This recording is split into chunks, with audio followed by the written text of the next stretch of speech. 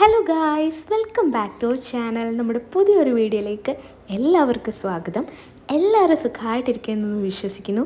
അപ്പോൾ ഇന്നത്തെ നമ്മുടെ യാത്ര ഞാൻ തുടങ്ങുമ്പോൾ ഇത് എങ്ങോട്ടാണ് പോകുന്നതെന്നൊന്നും എനിക്കറിയില്ല.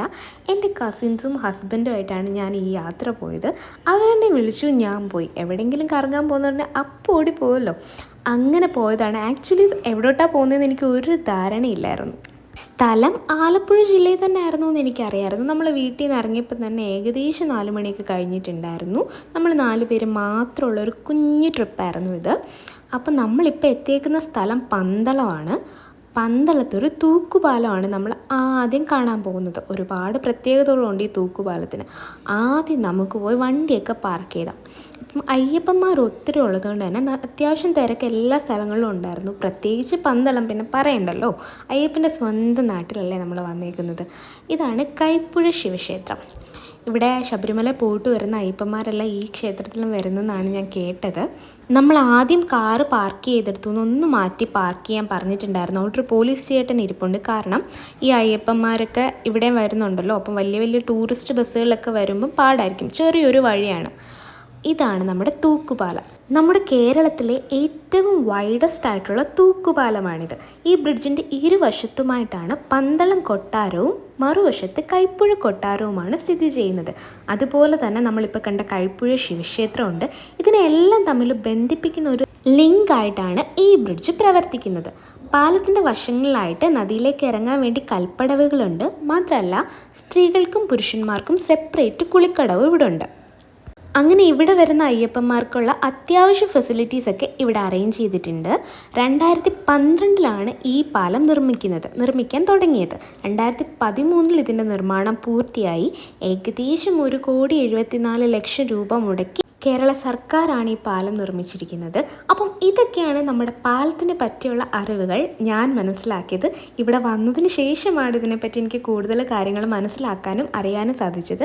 അത് ഞാൻ നിങ്ങളോട് ജസ്റ്റ് ഒന്ന് ഷെയർ ചെയ്തേ ഉള്ളൂ. ഇത്രയും മനോഹരമായിട്ടുള്ള സ്ഥലങ്ങൾ നമ്മുടെ തൊട്ടടുത്തുണ്ടായിട്ടും ഇതുവരെ ഇതിനെപ്പറ്റി അറിഞ്ഞില്ലല്ലോ, അല്ലെങ്കിൽ എവിടെയും കണ്ടില്ലല്ലോ എന്നുള്ളൊരു വിഷമമുണ്ട്. പിന്നെ എല്ലാത്തിനും അതിൻ്റേതായ സമയമുണ്ടല്ലോ. നമ്മുടെ കൈലാസായിരുന്നു ഇന്നത്തെ നമ്മുടെ ട്രാവൽ ഗൈഡ്. അവൻ പറഞ്ഞ അനുസരിച്ചാണ് ഞങ്ങൾ ഇറങ്ങിയതും അവനാണ് ഞങ്ങളെ ഓരോ സ്ഥലങ്ങളിൽ കൊണ്ടുപോയതും ഓരോന്ന് കാണിച്ചു തന്നതും. സത്യം പറഞ്ഞാൽ ഞങ്ങൾ പെട്ടെന്നിട്ടൊരു പ്ലാനായിരുന്നു. ഞങ്ങൾ വേറൊരു സ്ഥലത്ത് പോകാനായിരുന്നത്. അതും സ്ഥലം എനിക്കറിയില്ല, ഇവർ പറഞ്ഞ ഏതോ ഒരു മലയാണ്. പക്ഷേ അൺഫോർച്ചുനേറ്റ്ലി ഞങ്ങൾക്ക് ആ മലയിൽ പോകാൻ പറ്റിയില്ല. അപ്പോൾ പെട്ടെന്ന് നമ്മുടെ അടുത്ത് പോകാൻ പറ്റിയ സ്ഥലങ്ങൾ നോക്കിയാണ് കൈലാസ് നമ്മളെ ഇവിടെയൊക്കെ കൊണ്ടുപോയത്. അങ്ങനെ അവിടെ കുറച്ച് നേരം നിന്നിട്ട് നമ്മൾ പാലത്തിൽ നിന്നൊക്കെ ഇറങ്ങി ഒരിടവഴിയിൽ കൂടെ പോയി. അപ്പം ഞാൻ ചോദിച്ചു, ഇതാ എങ്ങോട്ടാണ് പോകുന്നത്? അപ്പോൾ എന്നോട് പറഞ്ഞു കുറച്ച് നടക്കാൻ. അങ്ങനെ നടന്ന് വന്നപ്പോൾ ഒരുപാട് കടകളൊക്കെ ഉള്ളൊരു സ്ഥലം കണ്ടു. പിന്നെ കുറച്ച് നടന്ന് വന്നപ്പോഴാണ് മനസ്സിലായത് അത് പന്തളം കൊട്ടാരമാണെന്ന്. അവിടെ ഒരുപാട് അയ്യപ്പന്മാരെയും കണ്ടു. കൊച്ചു കോയിക്കൽ തേവാരപ്പുരയും കണ്ടു. അയ്യപ്പൻ വളർന്ന കൊട്ടാരത്തിലെ പൂജാമുറികളെയാണ് തേവാരപ്പുരകളെന്നറിയപ്പെടുന്നത്. ഓരോ വർഷവും നിരവധി തീർത്ഥാടകരാണ് പന്തളം കൊട്ടാരം സന്ദർശിക്കാൻ എത്തുന്നത്. അച്ചൻകോവിൽ ആറിൻ്റെ തീരത്താണ് ഈ കൊട്ടാരം സ്ഥിതി ചെയ്യുന്നത്. കൊച്ചുകോയിക്കൽ കൊട്ടാരത്തിൻ്റെ തേവാരപ്പുരയിൽ ശിവൻ, കൃഷ്ണൻ, ശാസ്താവ്, ശ്രീരാമൻ, ഹനുമാൻ, മുരുകൻ, ഗണപതി, വിഷ്ണു എന്നിവരെയാണ് ആരാധിക്കുന്നത്. ഇതിൻ്റെ 2 സൈഡിലുമായിട്ട് ഒരുപാട് കടകളുണ്ടായിരുന്നു. ഞങ്ങൾ കടയിലൊന്നും കയറിയില്ല, പക്ഷെ ഞങ്ങൾ തേവാരപ്പുരയിൽ പോയിട്ടുണ്ടായിരുന്നു. പിന്നെ ഞങ്ങൾക്കൊരു മഹാഭാഗ്യം കിട്ടി. ഞങ്ങൾക്ക് തിരുവാഭരണം കണ്ട് തൊഴാൻ പറ്റി. എനിക്ക് പണ്ടൊക്കെ ഭയങ്കര ആഗ്രഹമായിരുന്നു തിരുവാഭരണം കാണണം എന്നുള്ളത്. പക്ഷെ നമ്മൾ ഈ ഏരിയയിലോട്ടൊന്നും അങ്ങനെ വരാറില്ലാത്തത് കൊണ്ട് നമുക്കതിനുള്ള ഭാഗ്യം കിട്ടിയിട്ടില്ല. പക്ഷെ നമ്മൾ അൺഎക്സ്പെക്റ്റഡായിട്ട് വന്ന് ഒരു തിരക്കും കൂടാതെ തിരുവാഭരണം കണ്ട് തൊഴുതു. അതൊരു വലിയ ഭാഗ്യമായിട്ട് കാണുന്നു. പിന്നെ ഇവിടെ ഒരു പ്രധാന ക്ഷേത്രമുണ്ട്, പന്തളം വലിയ കോയിക്കൽ ക്ഷേത്രം. തിരുവാഭരണത്തിൻ്റെ അടുത്തോട്ടും അമ്പലത്തിൻ്റെ അടുത്തോട്ടും ഒക്കെ വീഡിയോസൊക്കെ റെസ്ട്രിക്റ്റഡ് ആയിരുന്നു. അതുകൊണ്ട് അങ്ങോട്ടുള്ള ഒരു വീഡിയോ ഞാൻ എടുത്തിട്ടില്ല. പന്തളം കൊട്ടാരത്തിൻ്റെ കുടുംബക്ഷേത്രമാണ് വലിയ കോയിക്കൽ ക്ഷേത്രം. അയ്യപ്പൻ്റെ നിത്യപൂജകൾക്കായി രാജശേഖര രാജാവാണ് ഇത് നിർമ്മിച്ചിരിക്കുന്നത്. ഈ ക്ഷേത്രത്തിലെ പൂജകൾക്ക് ശേഷമാണ് ശബരിമലയിലേക്കുള്ള തിരുവാഭരണ ഘോഷയാത്ര ആരംഭിക്കുന്നത്. വലിയ കോയിക്കൽ ക്ഷേത്രത്തിൻ്റെ വടക്ക് ഭാഗത്തുള്ള സ്രാമ്പിക്കൽ കൊട്ടാരത്തിലാണ് തിരുവാഭരണം സൂക്ഷിച്ചിരിക്കുന്നത്. മണ്ഡല മകരവിളക്ക് കാലത്താണ് തീർത്ഥാടകർക്ക് തിരുവാഭരണം ദർശിക്കാനുള്ള അവസരം കിട്ടുക. സത്യം പറഞ്ഞാൽ ഈ ഇടയ്ക്ക് നമ്മൾ പന്തളത്ത് വേറൊരു അമ്പലത്തിൽ പോയപ്പോൾ നമ്മൾ ചുമ്മാ ഇങ്ങനെ പറഞ്ഞായിരുന്നു തിരുവാഭരണം പോയി കണ്ടാലോ പന്തളത്ത്. പക്ഷേ ഈ സമയമല്ലായിരുന്നു. പക്ഷേ ഈ വർഷം തന്നെ നമുക്ക് തിരുവാഭരണം കണ്ട് തൊഴാൻ പറ്റി എന്നുള്ളതാണ്. പക്ഷെ നമ്മുടെ കൂടെ അമ്മമാരൊന്നും ഇല്ലായിരുന്നു. അവർക്കൊക്കെ വിഷമമായി. ഇനി അവരെ എപ്പോഴെങ്കിലുമൊക്കെ നമുക്ക് കൊണ്ട് കാണിക്കണം. അങ്ങനെ കുറേ അധികം നേരം അമ്പലത്തിൻ്റെ ഭാഗത്തും കൊട്ടാരത്തിൻ്റെ ഭാഗത്തും ഒക്കെ കറങ്ങിയിട്ട് ഞങ്ങൾ കുറച്ച് ദൂരം നടന്നു. രണ്ട് സൈഡിലും ഒരുപാട് കടകളുണ്ട്. എൻ്റെ കണ്ണുകൾ പല സൈഡിലും പോയി. പക്ഷെ എൻ്റെ കൂടെ വന്നവരെന്നെ മൈൻഡ് ചെയ്തില്ല. അതുകൊണ്ട് കടയിലൊന്നും കയറാൻ പറ്റിയില്ല. അങ്ങനെ നമ്മൾ തിരിച്ചു പോവാണ്. അവിടെ ഒരുപാട് വോളണ്ടിയേഴ്സും കാര്യങ്ങളൊക്കെ ഉണ്ട്. അയ്യപ്പന്മാർക്ക് എന്തെങ്കിലും ഹെൽപ്പ് വേണമെങ്കിലോ എന്തെങ്കിലും ഇൻഫർമേഷൻസ് അറിയണമെങ്കിലോ ഒക്കെ. മാത്രമല്ല തിരുവാഭരണം ഭയങ്കര പ്രൊട്ടക്ഷനിലാണല്ലോ. ഫോണൊന്നും യൂസ് ചെയ്യാൻ പറ്റത്തില്ല. നമ്മൾ ഫോണൊന്നും യൂസ് ചെയ്യാതെ പോവുമായിരുന്നു. കറക്റ്റ് നമ്മൾ തിരുവാഭരണത്തിൻ്റെ അടുത്തെത്തിയപ്പോൾ നമുക്കൊരു കോളും വന്നു. അങ്ങനെ നമുക്ക് പോലീസുകാരുടെ നിന്ന് ചെറിയൊരു വഴക്കും കിട്ടി. പിന്നെ നമ്മളിതാ തിരിച്ച് അതുവഴി തന്നെ പോവാണ്. പോകുന്നതിന് മുമ്പ് നമുക്ക് കുറച്ച് ഫോട്ടോസ് എടുക്കണ്ടേ. ഫോട്ടോസ് എടുക്കാൻ വേണ്ടിയിട്ട് ഇതാ ബാലച്ചേട്ടൻ അടിപൊളി ടീഷർട്ടൊക്കെ ഇട്ട് വന്നതാണ്. അങ്ങനെ പിന്നെ നമ്മൾ കുറേ നേരം അവിടെ നിന്ന് പല വിധത്തിലുള്ള ഫോട്ടോസ് എടുത്തു. സിംഗിൾസ് എടുത്തു, കപ്പിൾസ് എടുത്തു, പിന്നെ നമ്മുടെ 4 പേരുടെയും കൂടെ എടുത്തു. ഞങ്ങളുടെ മെയിൻ ഫോട്ടോഗ്രാഫർ നമ്മുടെ കൈലിക്കുട്ടനാണ്. ഇനി നമുക്ക് കുറച്ച് ബാലച്ചേട്ടൻ്റെ സിംഗിൾ ഷോട്ട്സ് ആയാലോ. ബാലച്ചേട്ടൻ്റെ മാട്രിമോണിയിൽ ഇടാൻ വേണ്ടിയിട്ട് നല്ല അടിപൊളി കുറേ ഫോട്ടോസ് നമ്മുടെ കൈലാസേട്ടനെ എടുത്ത് കൊടുത്തിട്ടുണ്ട്. അങ്ങനെ ഞങ്ങൾ അവിടെ നിന്ന് കുറേ ഫോട്ടോസ് എടുത്തു. എനിക്ക് കുറേ കാലത്തിന് ശേഷം നല്ല അടിപൊളി കുറച്ച് ഫോട്ടോസ് കിട്ടി. ഈ വീഡിയോ പോസ്റ്റ് ചെയ്തിട്ട് വേണം എനിക്ക് ഓരോരോ ഫോട്ടോസായിട്ട് ഇൻസ്റ്റഗ്രാമിലും ഫേസ്ബുക്കിലും വാട്സപ്പിലൊക്കെ ഇങ്ങോട്ട് നിരത്തി ഇടാൻ വേണ്ടിയിട്ട്. എന്തായാലും കുഞ്ഞൊരു ട്രിപ്പാണെങ്കിലും ഞാനും ചേട്ടനും മാച്ചിങ് ആയിട്ടാണ് പോയത്.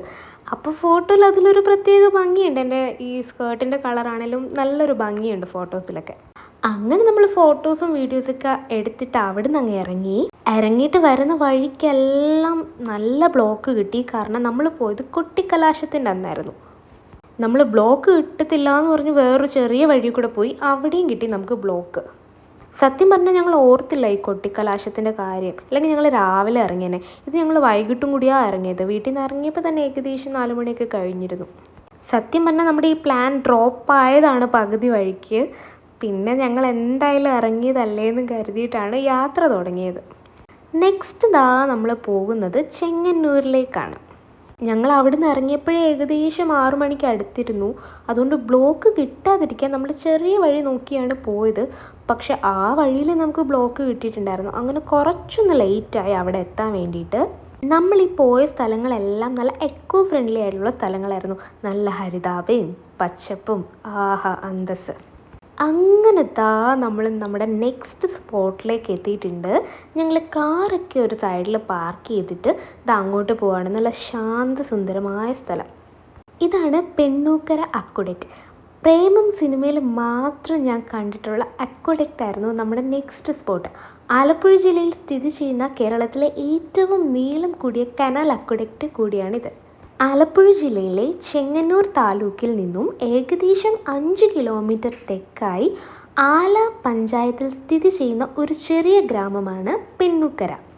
പമ്പ ഇറിഗേഷൻ കനാലിൻ്റെ ഭാഗമായാണ് ഈ അക്വഡക്റ്റ് 1982 ഡീകമ്മീഷൻ ചെയ്യുന്നത്. ഇത് ഈ അക്വഡക്റ്റിനെ പറ്റി അറിയാത്തവർക്ക് വേണ്ടിയിട്ട് ഞാനൊന്ന് പറഞ്ഞു എന്നേ ഉള്ളൂ. സത്യമായിട്ടും ഇങ്ങനൊരു സ്ഥലം ഞാൻ ഇതിനു മുമ്പ് ഫിലിമിലല്ലാതെ കണ്ടിട്ടേ ഇല്ല. ഇടയ്ക്കൊരു ഇൻസ്റ്റഗ്രാം റീൽ കണ്ടിരുന്നു. പക്ഷെ ഞാനത് കാര്യമായിട്ട് എടുത്തിട്ടില്ല.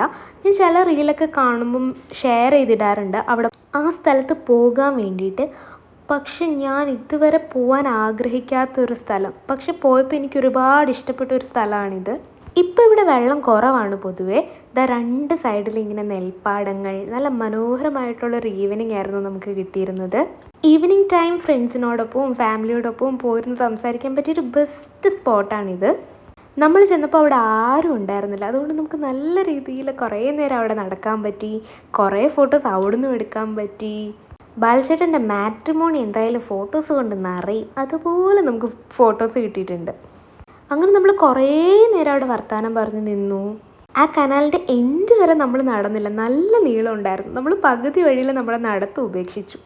എന്നിട്ട് കുറേ നേരം വർത്തമാനം പറഞ്ഞിരുന്നു. നമ്മുടെ ഇനിയുമുള്ള ട്രിപ്സിനെ പറ്റി സംസാരിച്ചു. അടുത്ത തവണ ഇങ്ങനെ ചേട്ടൻ വരുമ്പോൾ അവിടെ പോകണം ഇവിടെ പോകണം അങ്ങനെ ഒരുപാട് നേരം നമ്മൾ അവിടെ നിന്ന് സംസാരിച്ച് തന്നെ ഇരുന്നു. അങ്ങനെ നമ്മൾ തിരിച്ച് നടന്ന വഴിയിൽ അവർ ഫോട്ടോസ് എടുക്കുകയാണ്. അപ്പം ഞങ്ങൾ കരുതി ഞങ്ങളിങ്ങനെ കുറച്ച് വീഡിയോസൊക്കെ എടുത്താലോ എന്ന് കരുതിയിട്ട് ഞങ്ങളും എടുത്ത് കുറേ വീഡിയോ. എന്തായാലും നമ്മൾ കറുപ്പും ഇട്ട് ഇറങ്ങിയതല്ലേ. ഈ വട്ടം നമ്മൾ എന്തായാലും നല്ല 2 അടിപൊളി സ്പോട്ടിലാണ് പോയത്. നമ്മൾ കുറച്ച് പേരെയും കൂടെ നമ്മുടെ ട്രിപ്പിൽ വിളിച്ചിട്ടുണ്ടായിരുന്നു, പക്ഷേ എല്ലാവർക്കും വരാൻ പറ്റിയില്ല. ലാസ്റ്റ് ടൈം നമ്മൾ പോയപ്പം കൈലാസനെ കിട്ടിയിട്ടുണ്ടായിരുന്നില്ല. പക്ഷേ ഞങ്ങൾ 3 പേരും എപ്പോഴും കോമൺ ആയിട്ടുണ്ടാവും എല്ലാ ട്രിപ്പിലും. ഇനി ഞങ്ങൾ ഒരുപാട് ട്രിപ്സൊക്കെ പ്ലാൻ ചെയ്യുന്നുണ്ട്. അതിലെന്തൊക്കെ നടക്കും എന്നൊന്നും അറിയില്ല. ഇത് തന്നെ നമ്മുടെ ഒരു ഡ്രോപ്പായ പ്ലാനായിരുന്നു. പക്ഷെ പെട്ടെന്ന് നമ്മൾ സ്ഥലം കണ്ടെത്തി. നമ്മുടെ കൈലാസ് ഏട്ടൻ്റെ ഹെൽപ്പോടു കൂടിയാണ് ഈ 2 സ്ഥലങ്ങളും കണ്ടത്.